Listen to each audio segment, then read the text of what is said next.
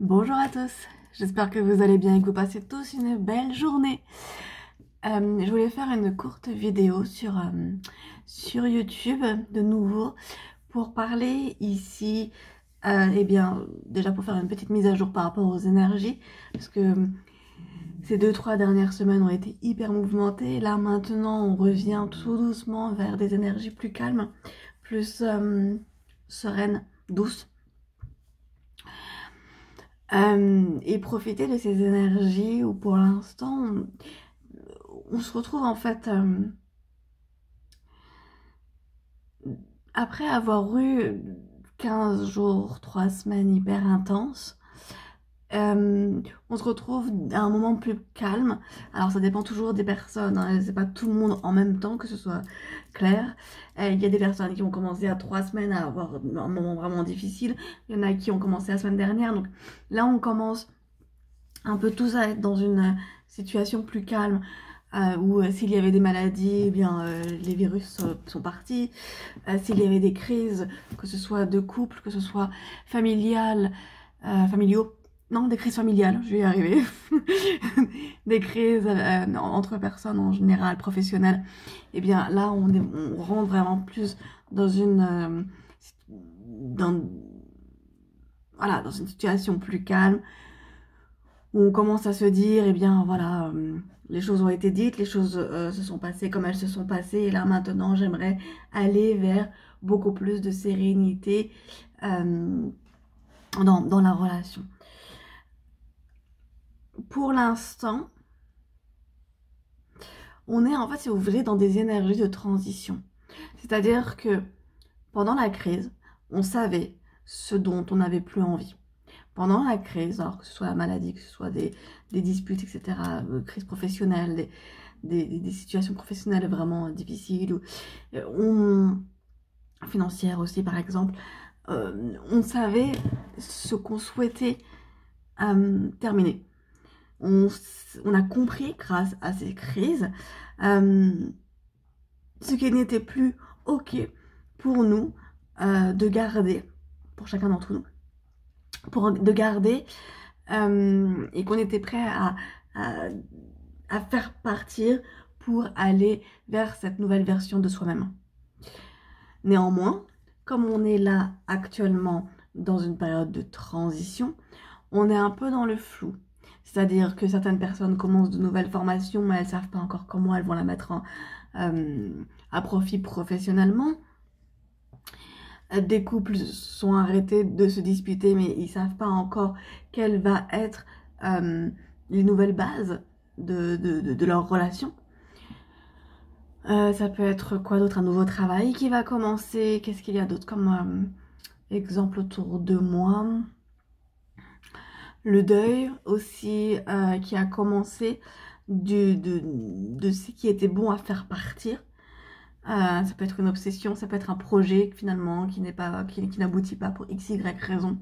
Ça peut être encore une fois le deuil d'une relation. Mais on ne sait pas encore vers quoi on va. On sait ce qu'on a traversé, on sait qu'on est en transition, qu'on est en... Voilà. Mais on ne sait pas vers quoi encore on va. Et alors il y a, en fait, si vous voulez, pour l'instant, vraiment cette notion de latence. Cet état d'esprit de oui, et alors quoi? Oui, et alors maintenant quoi? Et c'est un peu à la fois chamboulant, déstabilisant, parce que, eh bien, on se remet voilà, que ce soit d'une maladie, d'une crise, et on ne sait pas vers quoi encore on va. Dans ce genre de situation, si vous regardez cette vidéo et que c'est actuellement ce que vous êtes en train de vivre, vous ne savez pas comment va être le nouveau travail, comment va être désormais la relation, comment va être la situation financière, quels sont maintenant les nouveaux projets, comme vous avez abandonné un projet qui vous obsédait, eh bien, dans ce moment vraiment de latence, de pause, on est amené à se concentrer sur le moment présent, sur les joies du moment présent, sur l'ici et maintenant.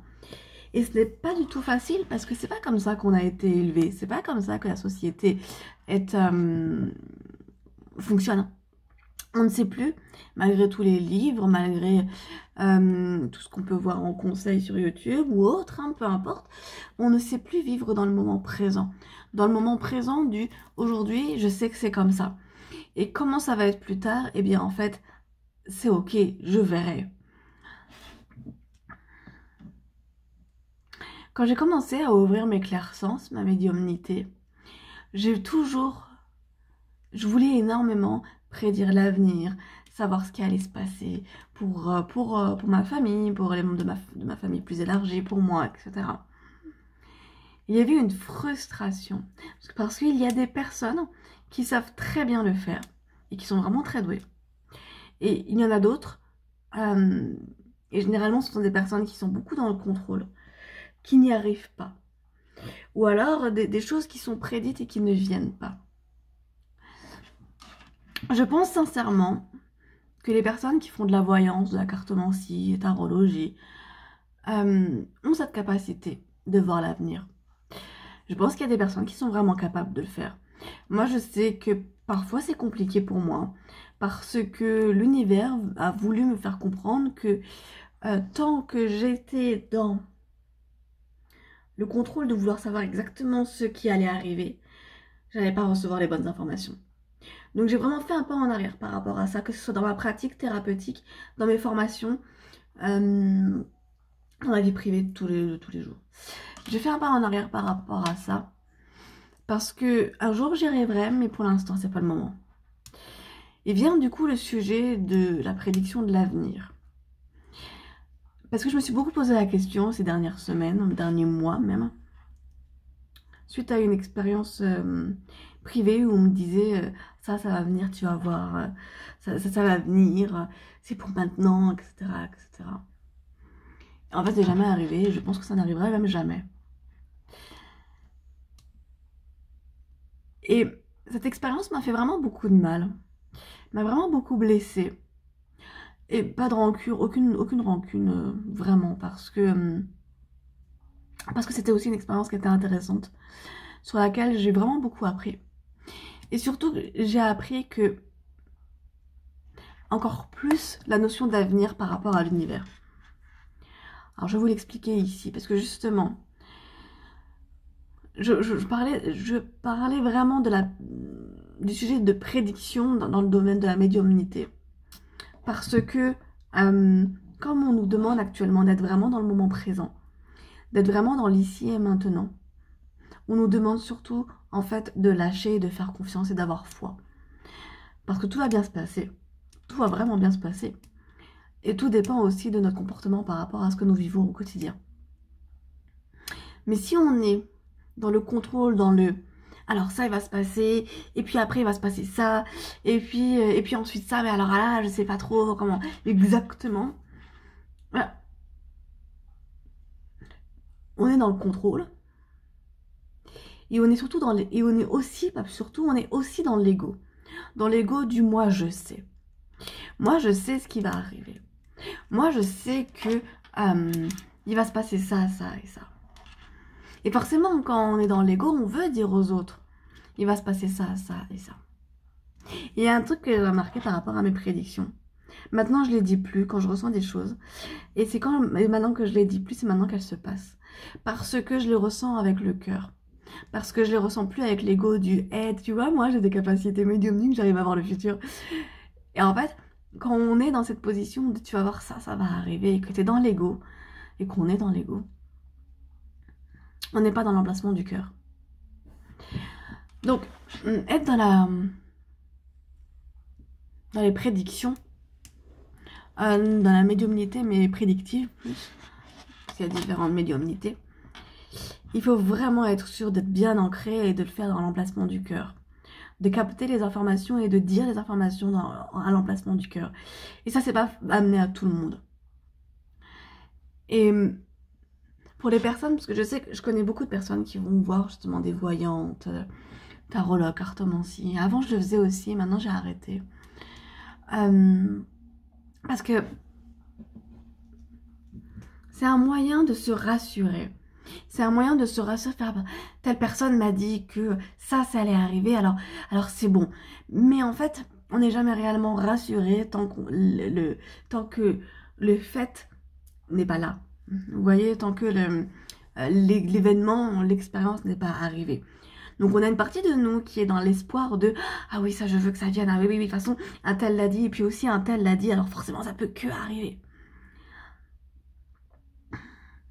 Et en fait, c'est vraiment donner de faux espoirs. Et quand on est comme ça dans la projection, dans le faux espoir, dans le je veux que ça arrive, je veux que ça va venir, et de toute façon je sais que ça va venir, en fait, on est totalement décentré. On est totalement désaligné. Parce que peu importe ce qui arrive, ce qui compte, c'est ce qui est fait là, maintenant. C'est l'action qui est donnée là, maintenant. Ce sont les pensées qui sont émises là, maintenant. Toute pensée est énergie. Et c'est ça qui est très difficile. Donc, je reviens à ce que je disais au début. C'est ça qui est super, super difficile. De dire, je reste dans l'ici et maintenant. Et en fait, se positionner vraiment dans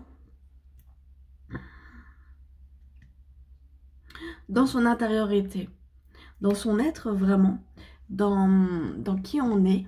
Et juste, eh bien, d'être bien de partager ce moment-là avec telle personne ou telle autre. D'être bien de partager ce moment juste avec soi-même. De voir les feuilles qui restent encore sur certains des arbres, qui bougent au vent. De voir vraiment l'ici et maintenant. Et de juste profiter de ce qui vient. Et ce qui viendra, eh bien on verra. Vous voyez, par exemple, les informations nous projettent énormément dans un potentiel futur. Dans un potentiel futur hyper alarmiste. Et à tel point qu'on en oublie là, la chance qu'on a d'être là, d'être vivant, de partager un repas ou de pouvoir boire de l'eau ou de juste pouvoir rigoler en fait.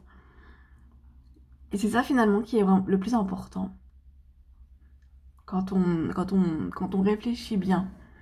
Et du coup, quand on est dans l'ici et maintenant, c'est aussi de se poser la question du... Mais aujourd'hui, comment je vais rendre ma vie et ma journée, ma vie, c'est un peu trop, mais ma journée déjà pour commencer, eh bien plus amusante, eh bien plus attrayante, attractive, voilà. De quoi est-ce que j'ai envie là aujourd'hui, là maintenant? Et c'est ça en fait que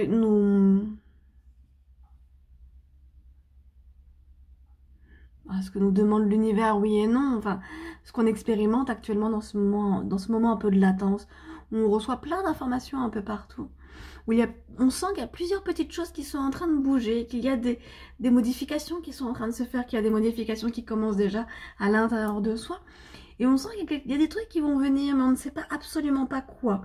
Vous voyez, c'est comme quand un enfant, c'est pareil, comme quand un enfant sait qu'il va recevoir des cadeaux du Saint-Nicolas et du Père Noël, mais qui ne sait pas exactement quel cadeau aurait été choisi parmi la liste, parce qu'il sait qu'il n'aura pas toute la liste de Noël qu'il a faite. Mais pour autant, l'enfant, en pensant à Noël, oui, il se projette. Et en même temps, il est vraiment dans cette joie intérieure. Il est vraiment dans ce bonheur là, maintenant. Et il fait ses lettres au Père Noël ou à Saint-Nicolas. Normalement, non, le Saint-Nicolas n'a pas de lettres, mais vous m'avez comprise. Et après, une fois que l'idée de Noël est passée, eh bien, en fait, il va jouer, il va revenir dans son présent et il va être dans un tout à fait autre mode d'esprit, oui. Tout à fait autre idée en tête. Et au final, c'est eux qui ont raison. Alors, c'est toujours les enfants qui ont raison plus que les adultes dans ma façon de voir les choses, mais il y a beaucoup d'exemples à prendre chez eux. Beaucoup de comportements à s'inspirer de chez eux. Ils savent en fait. Ils savent comment vivre. Ils savent que... imaginons si on doit partir dans 10 minutes, ils vont profiter pleinement de ces 10 minutes, mais grandement de ces 10 minutes pour être dans le jeu, pour être dans l'action, pour être dans le rire, ou alors juste dans le pleur, s'ils ont besoin de pleurer aussi. Et Alors que nous, on dit oh, on va partir dans 10 minutes, mais alors on pense déjà à 10 000 choses qu'il faut faire avant et qu'on va faire encore après quand on sera parti, etc. etc. Et c'est là que ça devient un peu dommage au final. Est-ce que j'ai autre chose à dire ici? Donc, inspirons-nous des enfants justement pour s'amuser, pour faire des choses qui nous font plaisir, pour être avec des personnes qu'on aime vraiment, qui nous font vraiment du bien. Et juste pour rire, pour s'amuser, voilà. Parce qu'au final, moi je pense sincèrement qu'il est impossible de prédire parfaitement l'avenir. Les personnes qui font, qui sont voyantes, qui font de la cartomancie, tarologie, elles voient un possible futur. Elles voient un possible, et je sais qu'il y a des personnes qui sont capables de le faire dans ma patientèle, ou des personnes qui regardent ici cette vidéo. Ce qu'il ne faut surtout pas oublier quand on prédit l'avenir, c'est qu'on a tous notre libre arbitre. On a tous notre libre arbitre. Et c'est notre plus grand pouvoir, notre libre arbitre. C'est l'un de nos plus grands pouvoirs. Parce que même si on nous dit il va se passer ça dans ton futur et qu'on n'en veut pas, on a le choix de dire non. En fait, je vais choisir cet autre chemin. Parce que finalement, en fait, bah, peut-être que j'ai changé d'avis par rapport à quand je me suis incarnée. Peut-être que je veux déjà passer par là pour après revenir à ce qu'on m'a dit là. Mais peu importe. Il y a autant de possibilités qu'il existe de chemins devant nous. Et je peux dire qu'il y en a quand même beaucoup des chemins devant nous. Et le principal, c'est que le chemin qu'on choisisse, et ce chemin-là, on le choisit jour après jour, heure après heure, seconde même après seconde, après chacun de ces choix que nous faisons et qui déterminent notre vie au quotidien, notre présent au quotidien. Il s'agit de s'assurer au final que ces choix sont alignés à ce qu'on veut vraiment, à qui on est vraiment. Et on en revient, je vais faire une autre vidéo là-dessus sur qui suis-je, qui sommes-nous. C'est beaucoup ce qui revient en formation, c'est beaucoup ce qui revient aussi, pas forcément en séance thérapeutique, parce que quand on apprend à se connaître soi, on apprend de plus en plus à prendre des décisions en alignement avec soi et à se détacher du qu'en dira-t-on, à se détacher des attentes de la famille, des proches, mais de faire les choses seulement parce que c'est bon pour nous. Et derrière, ça suit automatiquement dans tous les cas. Voilà. Voilà ce que je voulais dire par rapport aux énergies actuelles, le petit point, et des petits conseils. Un petit conseil, par exemple, si vous aimez écrire, ou que ce soit même sur ordinateur, hein, sur le téléphone, peu importe, juste écrivez « je suis », 3 petits points. Et vous écrivez tout ce que vous êtes. Ça peut être des adjectifs, ça peut être des titres, ça peut être des posts, ça peut être des statuts, n'importe quoi. Tout ce que vous êtes. Ça peut être aussi des défauts, ça peut être des qualités, ça peut être tout. Voilà. Mais pendant ce couloir d'abondance, on arrive vers un couloir d'abondance. Je vous invite vraiment à rentrer en introspection et à savoir, et à revenir dans le calme intérieur, à digérer ce qui s'est passé ces dernières semaines et à vraiment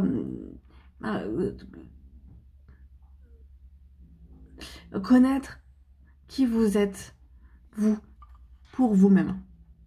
Un autre exercice aussi qui est possible de faire, c'est de se mettre devant le miroir, se fixer vraiment les yeux, vraiment se regarder droit dans les yeux et attendre quelques minutes ou secondes, une minute c'est mieux, mais pour vraiment voir ce que vos yeux, le miroir de l'âme, vous renvoient. Et c'est vraiment c'est bizarre au départ, c'est vraiment très bizarre au départ, mais en fait quand on pratique ça assez régulièrement, on se perçoit physiquement autrement et on se perçoit énergétiquement autrement aussi. Voilà. En tout cas, je vous fais de gros bisous, j'espère que vous allez bien. J'ai un compte Instagram, imago Luxembourg Marion. J'ai un compte Facebook aussi. qui s'appelle Imago Marion Mokhtari. Tout est dans la description. J'ai un site internet où vous avez tous les détails de tous mes services en tant que thérapeute, coach en reconversion professionnelle. Et si vous avez la moindre question, j'ai toutes mes coordonnées qui sont notées en dessous.